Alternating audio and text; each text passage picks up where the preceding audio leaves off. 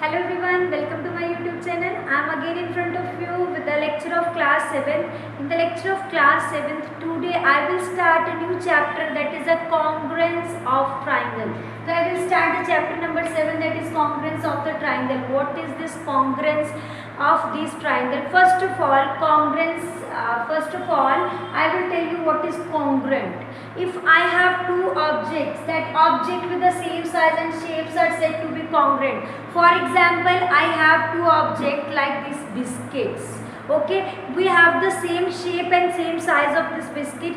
If one covers the other completely and exactly like this, so these are known as the congruent figures. Okay, these figures are known as the congruent figures when one object covers the other object completely and exactly. So these are object with the same size and shape is called the congruent object. Let us suppose I have two blades in my hand and one blade cover the other exactly and completely like this. Okay, there is no difference between these two, so these seems to be a one. Okay, so the same size with same shape is said to be congruent. Okay, now next is what is congruence. The relation of two objects being congruent is called the congruence. Now the next is congruence of plane figures. What is known as the congruence of plane figures?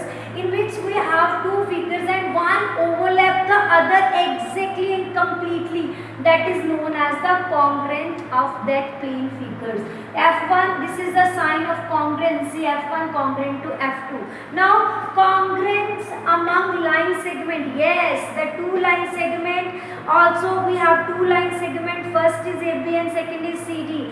When one overlap the other from one place to the another, same size and same shape, that is known as the congruence among line segments. So these are the line segment which I have taken. This is the two line segment like AB and CD. Now come to the figures AB and CD. If these one overlap the other, that is known as the congruence among the line segment. Now congruence of angles.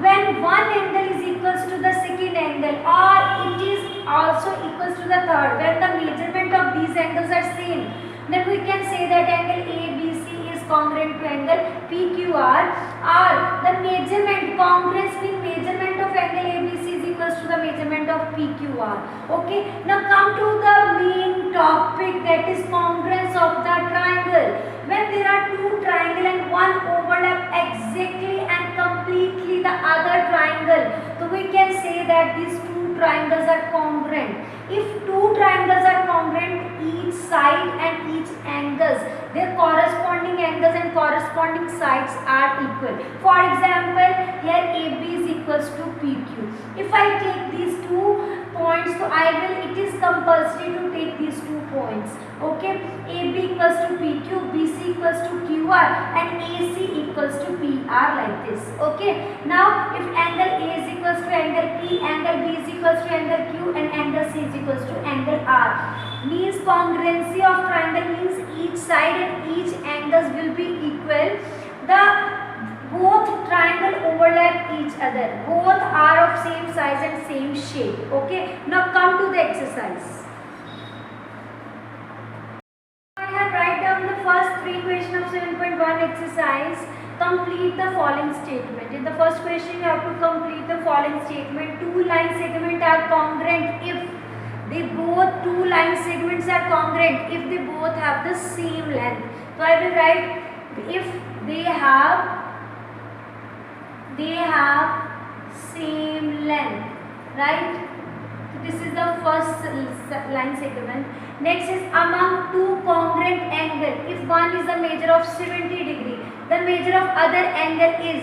If these are the congruent angle, so one is exactly the same of other. That means second one is also 70 degree. Now third one, when we write angle A is equals to angle B, we actually means measurement of angle A is equals to measurement of angle B.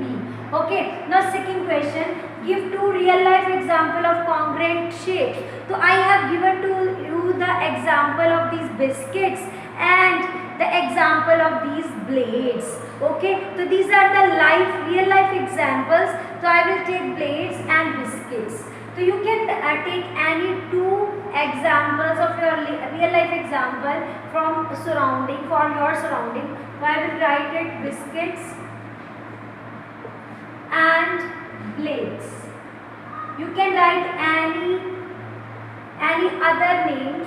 Okay, so next is if triangle ABC is congruent to EFED, by the congruency of ABC FED, write the corresponding congruent part.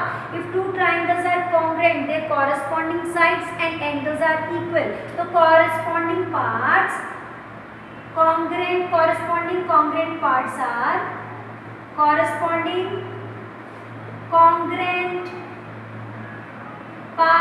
are AB is equals to EF, FE, BC is equals to ED, AC is equals to FD, right?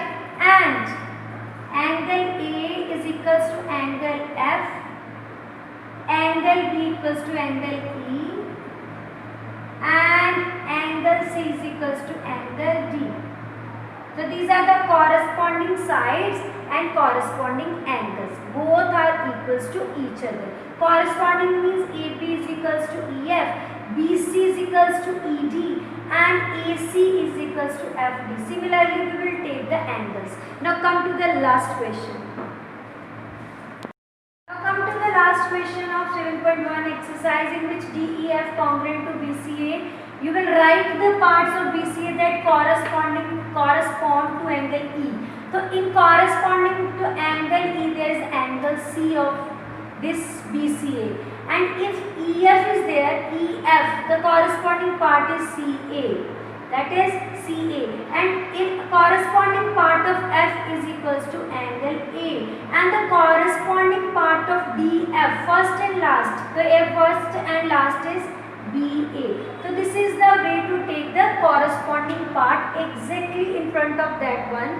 If the first element is, you have to equate the first element to the first, and then first vertices to the first vertices. If you want to take second, that will equals to the second, that means the corresponding parts.